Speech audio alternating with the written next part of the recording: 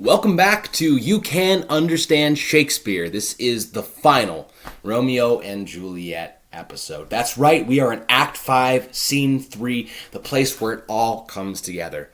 Me, your guide throughout this play, and more to come in the future, is John Donovan. I am a former English teacher with my degrees in English and education. I am a professional actor. I have written my own Shakespearean play, and I love Shakespeare. So, let us just hop into it, because we are here to help you understand the original text, because the fact of the matter is, you don't need a dumbed-down version. You don't need someone to analyze it for you. You just need to understand what the text says. That's what I'm going to help you with, because there's 3 P's that prevent us from understanding what Shakespeare said. Number 1, performance. This was made to be read by actors. You were made to see it, and there's a couple visual things that don't really make sense for us.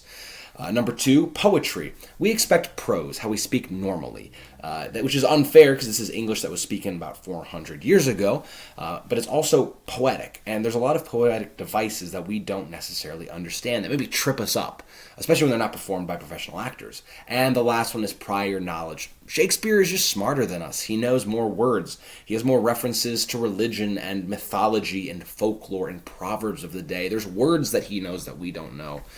He knows other definitions of words that we know. He's a master punster, and so it's just hard to keep up. But no worries, because you got me to help guide you through it. So let's delay no longer. Let's hop into the final scene of Romeo and Juliet. Enter Paris and his page. A page is a serving boy. So Paris says, "Give me thy torch, boy. Give me a torch.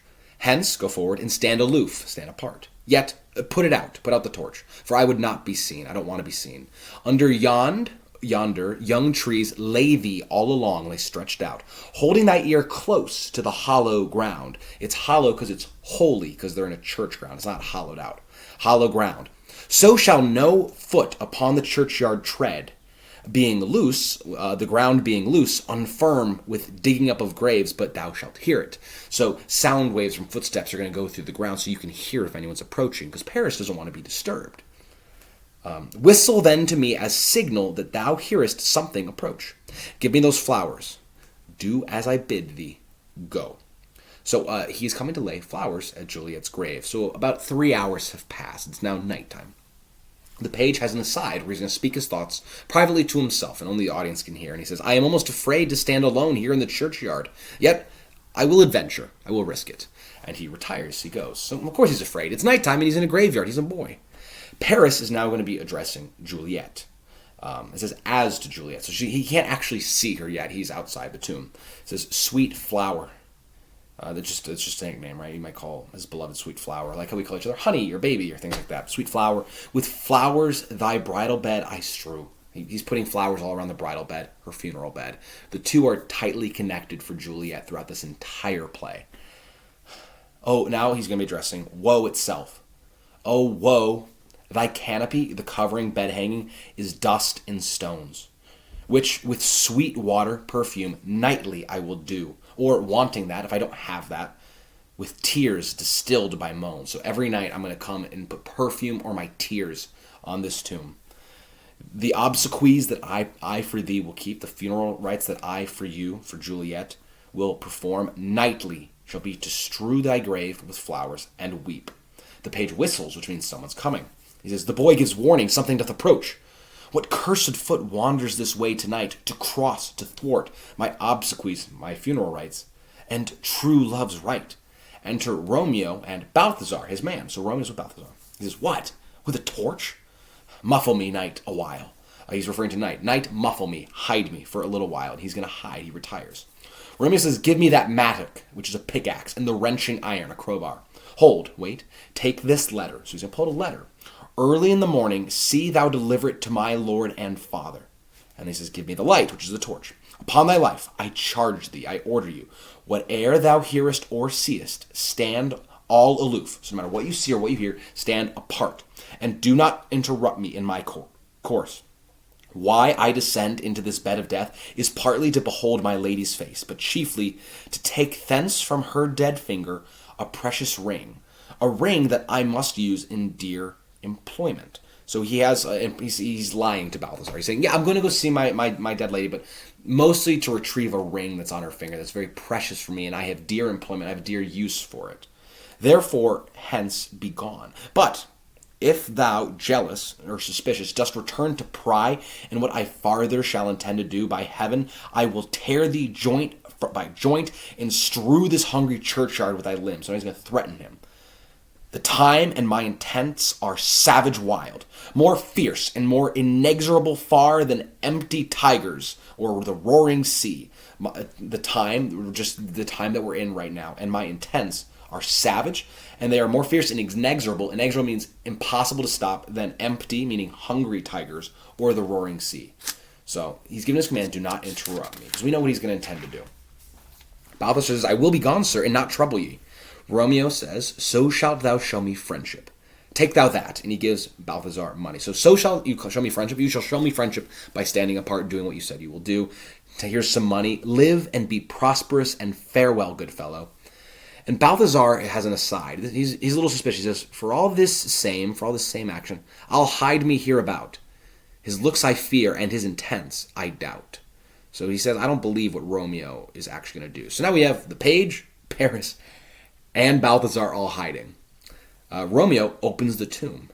Romeo says, thou detestable maw, and a maw is a giant mouth. Thou womb of death, a belly. It's also playing on the birthplace of Romeo's death.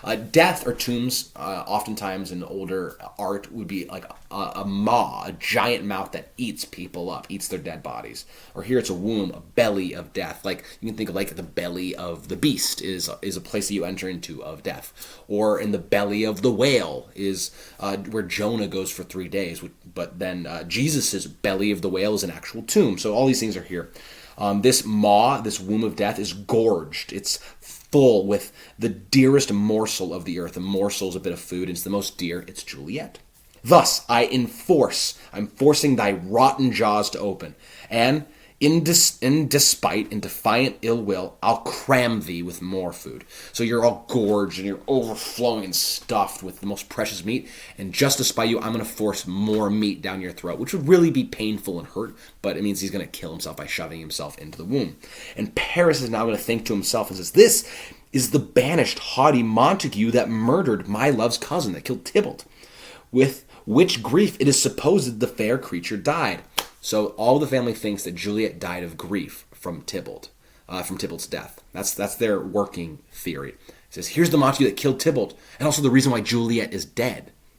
Transitive property. If he killed Tybalt, and grief for Tybalt killed Juliet, Romeo killed Juliet in Paris's estimation. He says, and here is come, and Romeo is here, and is come to do some villainous shame to the dead bodies.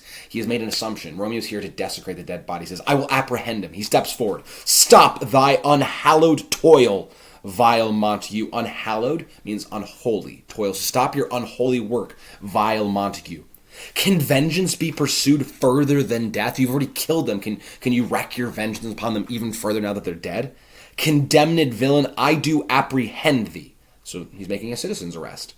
Obey and go with me, for thou must die. You must pay the death penalty. Remember, that killing someone else is punishable by death. And Romeo was exiled instead, but now that he's caught, he will be killed.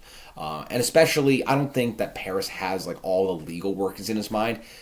In his mind, Romeo is responsible for Juliet's death, so he deserves to die.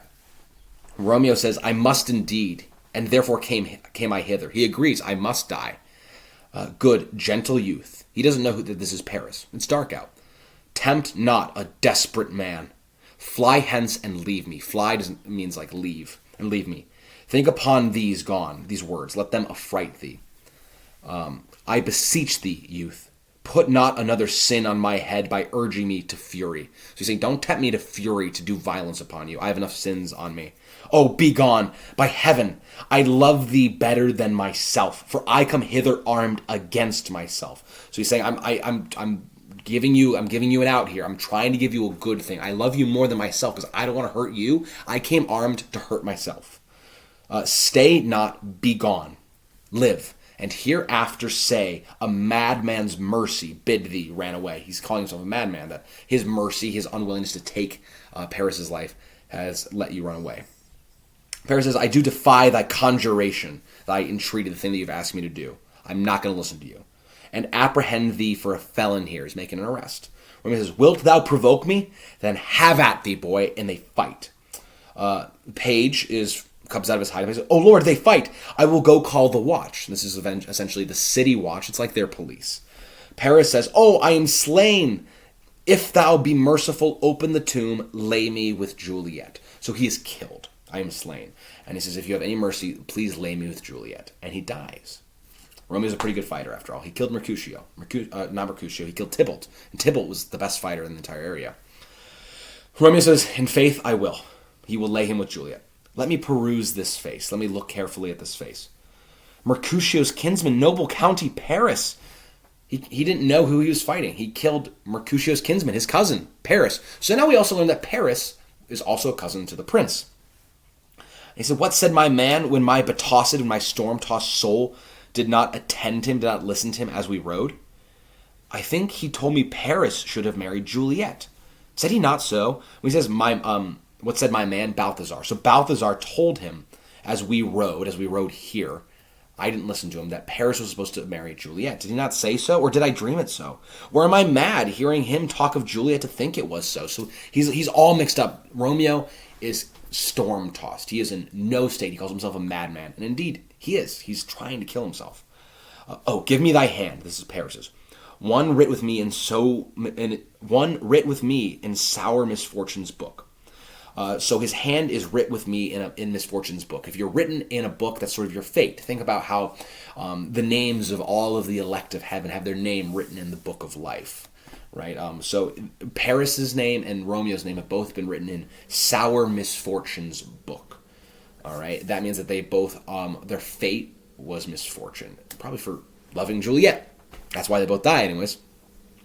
I'll bury thee in a triumphant grave, in a magnificent grave, a grave.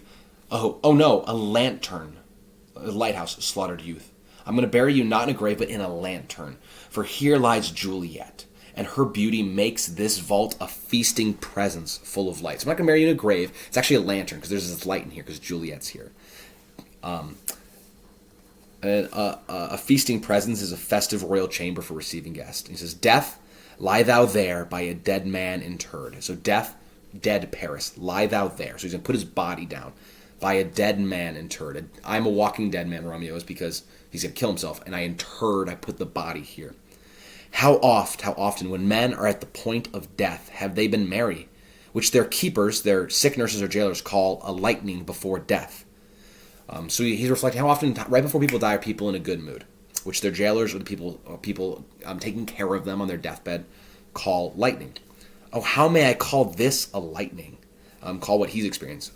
And now Juliet's there. So what we sort of miss here is that they were fighting outside the tomb, and they enter into the tomb, which is where they are now. So in the midst of this, he probably picked up Paris's body and laid him there, and now Juliet's body is there, and she'd be laying out on an open, like, stone tab, a funeral bed. It says, oh, my love, my wife, death that hath sucked the honey of thy breath hath no power yet upon thy beauty.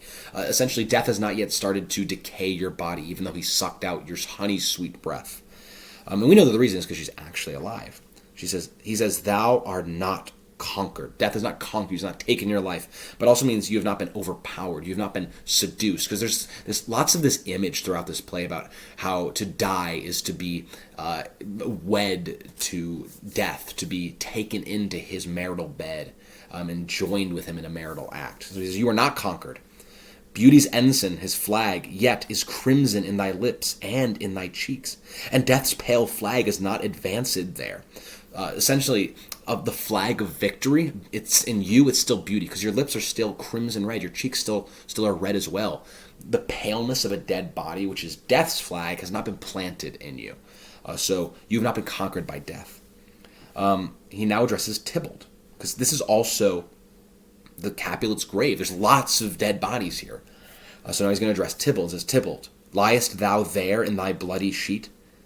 Oh, what more favor can I do to thee than with that hand that cut thy youth in twain in two, to sunder his that was thine enemy? So the favor that I'm gonna give you, Tybalt, is I'm gonna kill the person who killed you myself. He says, "Forgive me, cousin." And they're cousins-in-laws. So he asks Tybalt's pardon. He feels bad for killing him. Now he turns back. "Ah, dear Juliet, why art thou yet so fair, so beautiful? Shall I believe that unsubstantial death is amorous? Should I believe that unsubstantial, it's immaterial, it doesn't have a substance? Death is more of a concept, even though he's personifying. Is amorous, is in love, and that the lean, abhorred, hated monster keeps thee here in dark to be his paramour." So now he's personifying that death hasn't claimed your beauty because death loves you and has kept you here beautiful, not stealing your beauty, so that he could keep you as his paramour, as his lover. There's a really rapaciousness to how a lot of people are talking about death, especially concerning Juliet, always as this lover that is taking her, that is wedding her against people's wills. For fear of that, I will stay with thee tonight. For fear that that death wants you for his paramour, I will stay with you tonight. And never from this pallet of dim night depart again. Here will I remain with worms that are thy chambermaids. A normal person would have chambermaids, servants, and worms are her chambermaids. They're the only living creature around here. So I'm going to remain here with you. Here will I set up my everlasting rest. Make my final determination. That's what we talk about. I will rest here forever. I will enter into death. And shake the yoke of inauspicious stars from this world-wearied flesh. There are the stars again. He's going to shake the yoke. A yoke, think of it when two oxen have a yoke, have a wooden beam that unites them together. So he is yoked to the inauspicious stars. They're inauspicious because the stars want bad things. Right? Auspicious means that there's something good coming, and inauspicious means there's something bad coming. Throughout all of this, the stars have been a big part of this. Right from the very beginning, we're told that they're star-crossed, that there's something bad hanging in the stars. Romeo had, only on Sunday night, this is Thursday, only on Sunday night, this vision that something bad was going to happen. Remember when he was told that Juliet is dead, he says, "I defy you, stars." There's something about fate throughout all this. So he says, "I'm going to break my yoke, my attachment to the stars that are willing evil upon us, on this world-wearied flesh, my body. It's wearied, it's tired by the world." And now he's going to be addressing all of his body parts. He says, "Eyes, look your last. Take your last look.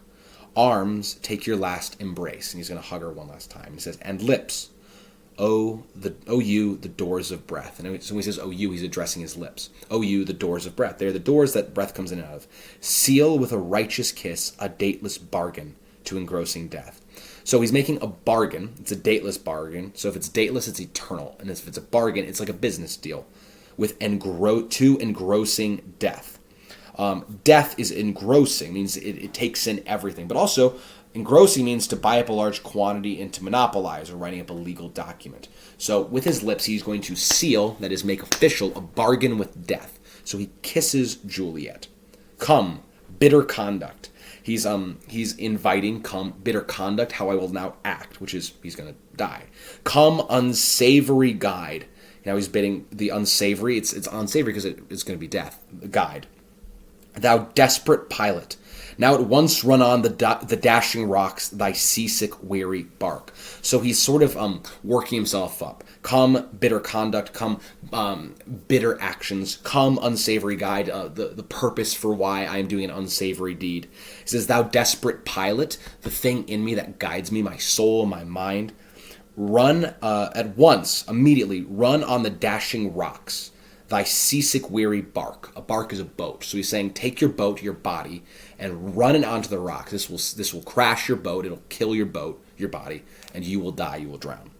"Here's to my love," and that's a toast. "Here's to my love." And he has that poison he got from the apothecary, and he drinks. He says, "O true apothecary, thy drugs are quick." Meaning the apothecary, the guy who sold him this, he was true. He told the truth. These are fast-working drugs. That means that drugs are quick. So immediately the actor would be like, "Oh, I'm feeling the drugs go through my veins." And he says, "Thus, with a kiss, I die."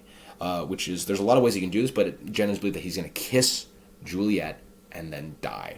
And he falls and dies. And then it's really up to the director how they want to do this. It could be immediately, as if he just missed him. And he really did. It's only 2 sentences.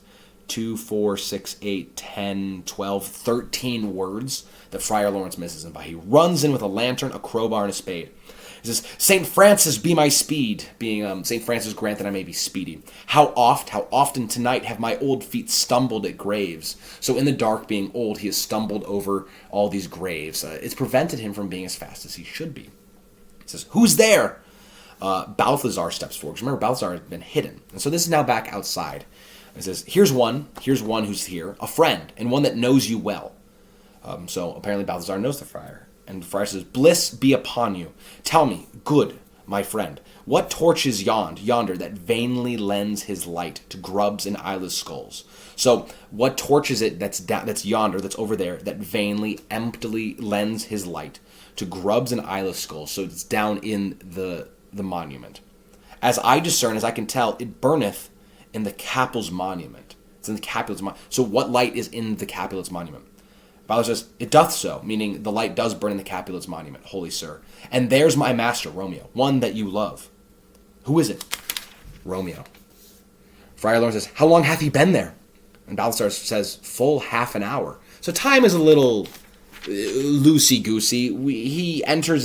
Romeo entered in halfway through his big soliloquy, and we saw it all happen over the span of a minute and a half.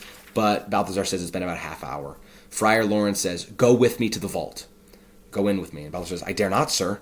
My master knows not, but I am gone hence. So my master does not know that I'm here. He does not know that I did not leave. And fearfully did menace me with death if I did stay to look on his intents. He threatened me with death if I look to see what he does. Friar Lawrence says, stay then, I'll go alone. Fear comes upon me. Oh, much I fear some ill, unthrifty, unfortunate thing. Balthazar says, as I did sleep under this young tree here, I dreamt my master in another fought, and that my master slew him. So it seems like because it's nighttime that Balthazar hung around, but he also kind of fell into half sleep. He could have dreamt this, or it could have been like, I'm half asleep, half awake. Did my master fight someone and kill someone? But we also know this is true. Romeo killed Paris. Friar Lawrence moves towards the vault and calls out, Romeo! Alack, alack, what blood is this which stains the stony entrance of this sepulchre tomb? It's Paris's blood. What means these masterless and gory swords to lie discolored by this place of peace? So the swords that they fought with are lying there. Romeo! Oh, pale. So he sees Romeo. Romeo! Oh, pale, he's dead. Who else? What? Paris too? So he sees Paris, buddy. And steeped, covered in blood? Oh, what an unkind hour. This hour that is unkind, it's cruel, it's unnatural, is guilty of this lamentable chance, this event. Juliet rises. The lady stirs. Juliet is coming out of sleep. Says, oh, comfortable father, or friar, comfortable being comfort-giving, where is my lord? Where's Romeo? I do remember well where I should be, and there I am. I remember that I'm supposed to be in the tomb. Where is my Romeo? And Friar Lawrence says, I hear some noise. And that is a stage note that there should be some noise coming. Remember, the page left to go to go get the watch. Lady, come from that nest of death, contagion, and unnatural sleep. This is the tomb. A greater power than we can contradict hath thwarted our intents. So there's something greater happening here, and the play makes it seem that it's fate. And we can't contradict it. We can't fight it. There's something greater than our power. We cannot thwart it. Come away. Thy husband in thy bosom there lies dead, and Paris too. Come, I'll dispose of thee among a sisterhood of holy nuns. So he says, come, I'm gonna hide you amongst some nuns. You're gonna live out the rest of your life as a nun. It's where he can go hide someone, and no one will learn of any of this. Stay not to question. Don't question me, for the watch is coming. The police, they're coming. Come, go, good Juliet. And he says, I dare no longer stay. He's panicking. Why? Well, Romeo's dead. Juliet's dead. Not Juliet yet. Sorry, Paris is dead. And whose fault is it? Well, Friar Lawrence is complicit in some degree, but also he's just in a tomb. Everyone's dead. He doesn't know what to do. He's freaking out. Keep in mind that these are people. And so we can't be like, why are they acting so illogical? Because they have emotions and they're scared and they don't know what they're thinking. So he says, I go, good Juliet, meaning like, come with me. We're going to leave. I dare no longer stay. Juliet says, go get thee hence. Go away. Go get thee hence. Get thee to presently leave, for I will not away. And the friar listens. Friar leaves. He's scared. Very unwise to leave Juliet there. He probably should have insisted, or maybe even forcibly removed her. There's very few conditions where you should do that, but probably this one, because she's clearly not safe. And Juliet's now going to ascertain what's happened. He says, "What's here?" "A cup closed in my true love's hand." That's the thing that he drank. "Poison, I see, hath been his timeless end." His untimely end, being killed before he should die, but also timeless, meaning his everlasting end. "Oh, churl, miser." And that's sort of if he's a churl, he's a miser. A miser's one that hoards things. I think like Ebenezer Scrooge is a miser because he hoards everything. He says, "Drunk all and left no friendly drop to help me after." So Romeo hoarded all of the poison for himself and not leave a single drop that Juliet now could use to join him. "I will kiss thy lips. Haply," meaning perhaps, "some poison yet doth hang on them to make me die with a restorative." So the restorative is that the kiss, which is healing, and the poison will restore them together. So maybe there's still poison on his lips, so she kisses him. "Thy lips are warm," meaning he just died. And we know he just died, mere minutes. At which point enters page and watchman. And this is now going to be outside the vault. So you can kind of maybe even picture what the stage kind of looks like. Or they could be off stage, or maybe they're running down the aisle, who knows. It says, "Lead, boy, which way?" Juliet says, "Yeah, noise," meaning, oh, there's a yeah noise? I hear you. "Oh, yes, noise, got it. Then I'll be brief, I'll be quick." And she takes Romeo's dagger and says, "Oh, happy dagger." It's happy because it's fortunate. It's fortunate that there's this dagger here to provide a means. It's also happy because it's going to give me the thing that will make me happy. "This is thy sheath." Her body is her sheath. A sheath is what a knife goes into. So it says, "This is thy sheath. There rust." So she's going to stab in, rust, stay there to the point that the metal turns to rust within me, and let me die. She stabs herself and falls. And now Juliet is dead as well. So we got Romeo, Juliet, and Paris all dead right in here. Not too far away, Tybalt. It's been a bloody week. The page is there. It says, "This is the place, there, where the torch doth burn." The torch doth burn. It's Romeo's torch. It's the one that Friar Lawrence said to Balthazar earlier. "Chief watchman, the ground is bloody.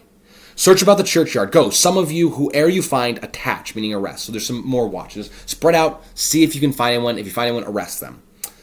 Pitiful sight. Here lies the county, Paris, slain, and Juliet bleeding, warm, and newly dead. That would puzzle him if he knows anything about the events, because as far as he knows, she's been dead for a little bit. She's warm and newly dead. "Who here hath lain this 2 days buried? Go tell the prince. Go tell the prince what has happened here. Run to the Capulets.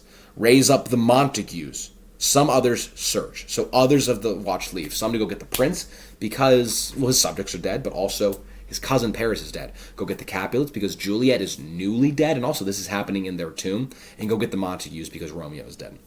"We see the ground whereon these woes do lie, but the true ground of all these piteous woes we cannot without circumstance descry." So we see the ground, the earth upon where these woes, these dead people are lying, but we cannot see the ground, meaning the cause of all this piteous woe, this sorrow that is pitiful.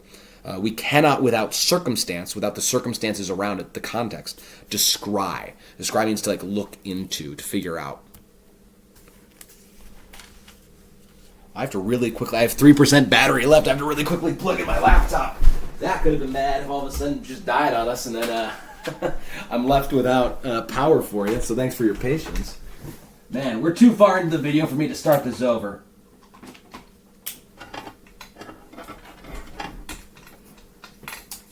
All right.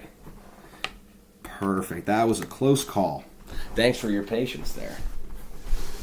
We're just too far in. We're 28 minutes in. I don't want to re-record all of it because I don't really have an editing software.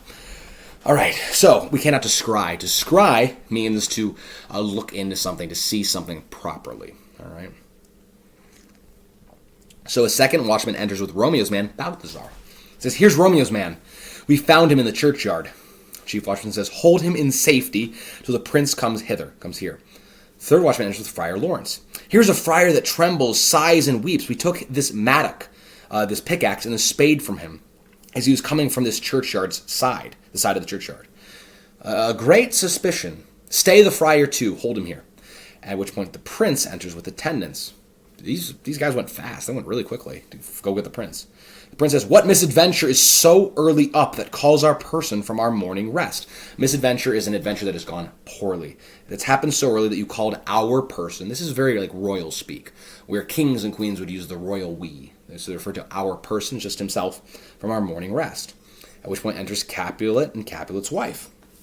Capulet says, what should it be that is so shrieked abroad? Meaning there's people running around shrieking news. And he says, what should it be? Capulet's wife says what it is. Oh, the people in the street cry Romeo, some Juliet, and some Paris, and all run with open, meaning public and open-mouthed outcry toward our monument. So news of this has spread really fast. Again, time is a little loosey-goosey for the Capulets to get here, for the news to spread. Oh, Romeo, Juliet, Paris, everyone's going to the monument. Everyone is affected by this. What fear is this which startles in your ears? So what fear is this which bursts out in your ears? They're all trying to figure out what's happened. And the chief watchman says, Sovereign, the prince, here lies the county Paris slain, and Romeo dead, and Juliet dead before, warm and new killed. Princess, search, seek, and know how this foul murder comes. Figure out how this happened. Chief watchman says, here's a friar and slaughtered Romeo's man with instruments upon them fit to open these dead men's tombs. They have the spade and the pickaxe. Capulet says, oh heavens! Oh wife, look how our daughter bleeds. This dagger hath mistaken, for lo, this house, this scabbard, is empty on the back of Montague, and it is missheathed in my daughter's bosom. So the dagger is mistaken, that it thinks that its house is Juliet, rather than the sheath on Romeo's back. We know that this is the exact language that Juliet used. So this is your sheath. Reside in me. Capulet's wife says, oh me, this sight of death is as a bell that warns my old age to a sepulchre. She's not that old. She would be 25, 26. Still, the sight of this is a bell that warns. It summons me to a sepulchre. This is moving my soul to death itself. She's grieving that much. Enter Montague now with attendants. It says, come, Montague, for thou art early up to see thy son and heir now early down. You're early up. You've woken up early in the morning to see your son and heir early down to death. Early meaning earlier than he should be because he's only about 16. Montague says, alas, my liege, to the prince, my wife is dead tonight. Grief of my son's exile hath stopped her breath. What further woe conspires against mine age? So we can add another dead body to the mix. Lady Montague. We didn't really get to know her, but apparently she died earlier tonight because she was grieving her son's exile. So another dead body, and this happens sometimes in Shakespearean tragedies. Since it's a tragedy, there needs to be lots of dead bodies, and so sometimes he can just kind of toss in. Guess what? Also, this other person is dead too. It happened off stage, but they're dead too. There's even more dead happening, which is it's kind of funny, but it's also very sad. So there's lots of death. So he's asking what further woe conspires against my age, what further sorrow is now working together with this sorrow, the death of my wife, against my old age. And the prince says, look, and thou shalt see. And Montague, as to Romeo, so he's speaking as if he was talking to Romeo, because Romeo's dead. Oh, thou untaught, what manners is in this to press before thy father to a grave? So if oh, thou untaught, you were an untaught boy. You weren't taught your manners.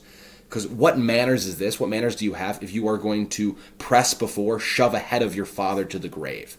It's not right, it's not proper, playing on manners there, to die before your father.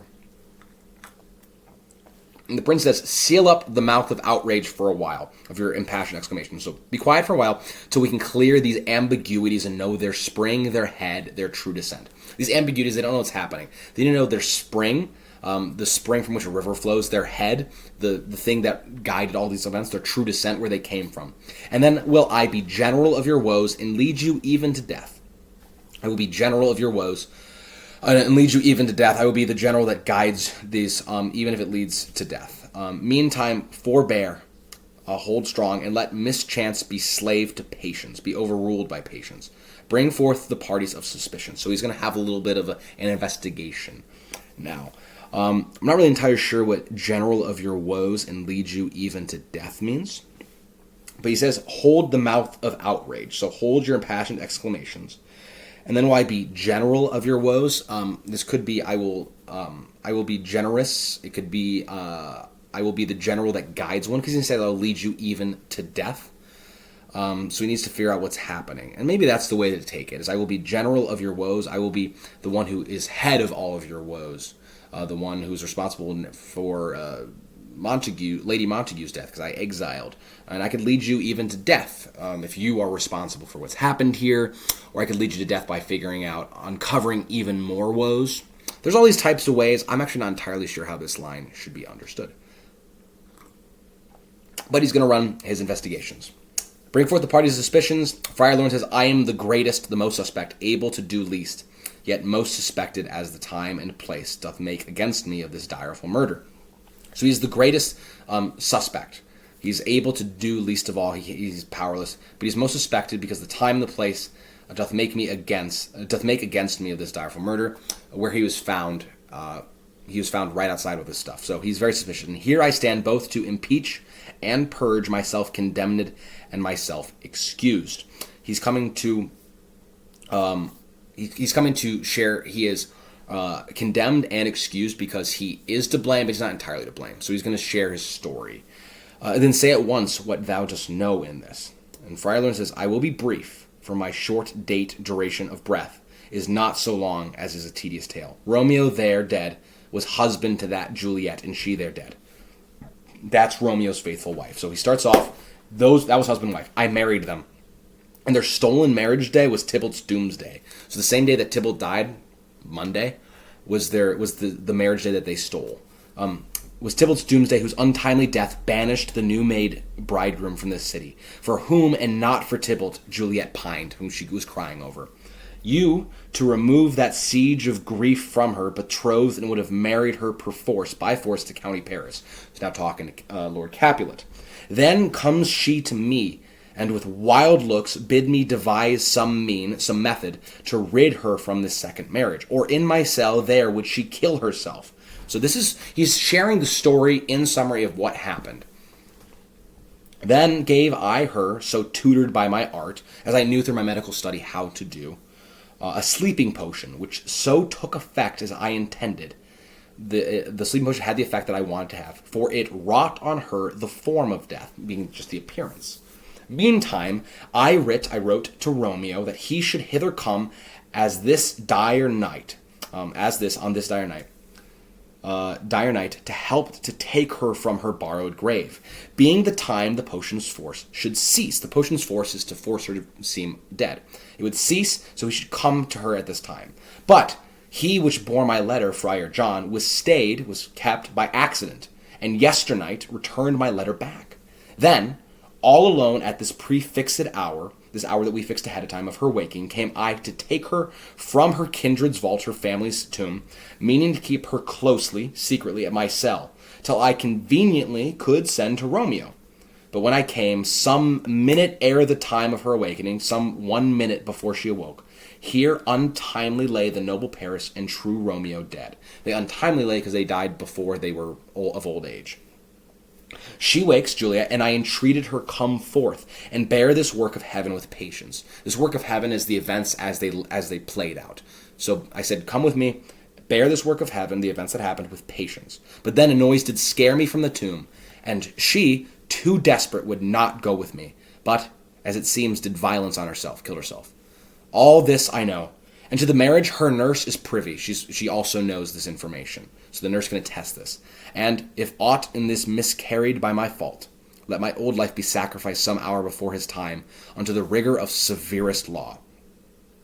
So if anything in this is my fault, is miscarried, a miscarriage is a birth that it dies before it should be born. So if anything in this miscarried is my fault, let my old life be sacrificed. Let it be killed by the death penalty some hour before his time, before I was supposed to naturally die of natural causes, unto the rigor of severest law. Punish me. Prince says, we still have known thee for a holy man, which means we have always known you as a holy man. And now he's going to ask, where's Romeo's man? What can he say to this? So he still wants more testimony. Remember, the prince is a just ruler. He is pretty merciful, so it seems like maybe the friar is going to kind of get off easy. Maybe not get off easy, probably just not get killed. After all, he's very complicit. But when we hear his story, I mean, he's allowed to marry people, right? Juliet and Romeo gave their consent. He did nothing wrong there. Juliet was going to kill herself. He tried to stop her from doing that. He was trying to unite husband and wife. There was deceit. He helped these events along. It was accidental. How guilty he is, it's a good question to ask your English class or your book club, or just think about on your own. So he's asking what Balthazar can say. And he said, I brought my master, Romeo, news of Juliet's death. And then in post, in haste, he came from Mantua to this same place, to this same monument. This letter, so he pulls out a letter. If we remember earlier in this scene, a lot's happened since then, but at the beginning of the scene, he gave a letter. He said, he early bid me give his father, and threatened me with death, going in the vault if I departed not, and left him there. And we saw all that happen. The prince says, give me the letter, I will look on it. Where's the county's page that raised the watch? Now he's addressing the page. Sirrah, sir, to a lower class. What made your master in this place? What did your master do here? The page says, he came with flowers to strew his lady's grave, and bid me stand aloof, apart, and so I did. Anon, which means soon, comes one with light to ope the tomb. That was Romeo. And by my master drew on him, and drew his sword, and they fought. And then I ran away to call the watch. Quick pause. The friar's account, Balthazar's account, the page's account, we saw all of this happen. The fact of the matter is, at most tragedies, what happens is everyone dies, and then some force of law and order comes in and goes, what happened here? And the people who survived go, I will tell you the story. And a lot of times they recount the story. It's something that directors can cut, because while the prince doesn't know this, we do. And we don't need all of this recounting. There's a certain merit to it to be like, hey, yeah, this is everything that happened. Oh, yeah, they summed it up in a neat little bow. Oh, this is how we got here and here and here and here and here. Yeah, that is how it happened. But it also can get a little boring. Once Romeo and Juliet are dead, it's kind of like, get to curtain call. Get to the bows, because people are going to get a little antsy. Regardless, the prince is going to look at the letter and says, this letter doth make good the friar's words. By making it good, it says it's proving that the friar's words were true. Their course of love, Romeo and Juliet's course of love, the tidings of her death, the news of it. And here he writes that he did buy a poison of a poor apothecary, and therewithal came to this vault to die and lie with Juliet. Where be these enemies? So now he's going to ask, where be these enemies? The Capulets and the Montagues. Where are they? Capulet, Montague. See what a scourge is laid upon your hate. A scourge is getting whipped. So upon your hate, upon your feud, see what torture and blood and scourging is laid upon your hate. That heaven finds means to kill your joys with love. So see the punishment for your grudge. That heaven, it could be fate, it could be God, it could be the stars, finds means to kill your joys, the happiness of your children with love. Your joys, your children, were killed by love. And I, for winking at your discords too. If you're winking at it, you're closing your eyes. You're not looking at it. So he says that he's also guilty. Because of your hate, your children are dead. And I winked at your discord, at your fights too, having lost a brace of kinsmen. Because he lost Mercutio and Tybalt. All are punished. So he's saying that we all had a hand to play in this. This was not just Romeo and Juliet. Our entire society, how we have been operating, is responsible for this. I mean, let's just do a quick body count. Working backwards, we have Lady Montague, Juliet, Romeo, Paris. Before that, we have Tybalt and Mercutio. There's at least 6 dead. I might be missing someone. He says we're all punished because it is the way that we set this up, the way that we were fighting each other, the way that I was not instilling law and order, the way that we weren't taking this seriously. And now our family members are dead. We are all punished. Capulet says, O brother Montague, give me thy hand. This is my daughter's jointure, which is marriage portion, for no more can I demand. So they're going to reconcile. Give me your hand. Because my daughter's marriage, I'm going to join your hand, make peace. Montague says, but I can give thee more. I can give you more than just joining hands. For I will cover her statue in pure gold, that whiles Verona by that name is known, there shall no figure at such rate be set as that of true and faithful Juliet. So while Verona is still a city, and it's called Verona, it's known by the name of Verona, there shall be no figure, no statue at such rate be set. It's not going to be valued, because he's going to cover it with so much gold that it's going to be the most expensive statue in the entire city, as that of true and faithful Juliet. Capulet says, as rich shall Romeo's by his ladies lie, poor sacrifices of our enmity. The prince is going to give his final remarks. He says, a glooming peace this morning with it brings. So the morning brings with it a glooming peace. Because it's a peace because there's no more fighting. The grudge is settled. Montague and Capulet have joined hands. They've decided to declare peace. They're going to raise statues to their children, to one another's children. But it's a glooming peace because it came at the price of a lot of blood. He says, the sun for sorrow will not show his head. So it's going to be a cloudy, dark day. The sun is mourning. Go hence, go, to have more talk of these sad things. They're going to continue talking about all this. Some shall be pardoned, and some punished. So he's not yet, even though he's heard everything, he's not yet delivered his verdict. For all of their parts, even though all have been punished, some are going to be pardoned, forgiven, and some are going to be punished. We're going to get to the bottom of this. For never was a story of more woe than this of Juliet and her Romeo. And they all leave. And it's a really dour, sad note. There's a little bit of joy. I mean, after all, they're no longer fighting. But this is exactly what we were told in the very beginning. We were told that, where is it here? The continuance of the parents' rage, the continuance of their ancient grudge, which but their children's end not could remove. Nothing but their children's end could remove this rage between them. So, hey, Capulets and Montagues aren't fighting any longer. All it took was the death of Juliet and Romeo. All it took was the death of Mercutio and Tybalt and Paris and Lady Montague. They're going to go settle all of it, but we don't need to see that because that is where our tale is at an end. So thank you so much for accompanying me through this book, Romeo and Juliet. I hope this has helped you understand the text a little bit better, because the fact of the matter is you can understand Shakespeare so long as you overcome those 3 P's: performance, poetry, and prior knowledge. I have been John Donovan. Thank you so much, and we'll see you next time.